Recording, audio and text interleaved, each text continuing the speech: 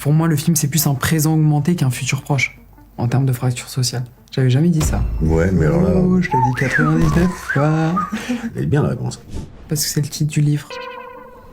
Ouais, en fait, c'est plus ou moins le nom de code de mon personnage. C'est comme ça qu'on l'appelle, c'est son âge et son nom de code, en fait. Et du coup, moi, ça m'a inspiré une manière d'être au début du film, un peu de vieux chien errant. C'est un type qui est devenu une sorte de machine à vivre sans grande raison et qui va revivre au contact de sa vie. Je dirais que c'est quelqu'un qui est écrasé par le sens du devoir et du sacrifice sans questionner la société et qui va se réanimer à une forme d'espoir et de réflexion au contact de Zem. Nous, on arrive un peu comme des gamins parce qu'il y a quasiment même aucun fond vert, donc c'est que des décors construits dans Paris ou à Marseille, et il y a quelque chose où nous, on est assez ébahis par le travail justement des équipes, de cette reconstitution, les zones, les checkpoints, etc.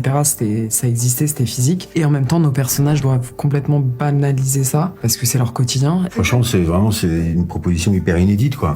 Ce qui est aussi, et pour nous, hyper excitant de se dire qu'on part dans un monde comme ça, totalement créé de toutes pièces, tout en ayant aussi quand même une volonté de faire un film de cinéma, de grand spectacle, d'action, enfin qui soit pas non plus un truc ténébreux, quoi, qui soit aussi ouvert vers l'espoir. En fait, ces deux personnages qui sont obligés de collaborer et qui enquêtent sur un meurtre, qui tirent un fil qui les amène à quelque chose qui les dépasse complètement, mais qui amène à une forme de révolution, en fait. Ça c'est comme des perspectives qui sont extrêmement réjouissantes pour nous quand on lit le projet, j'entends.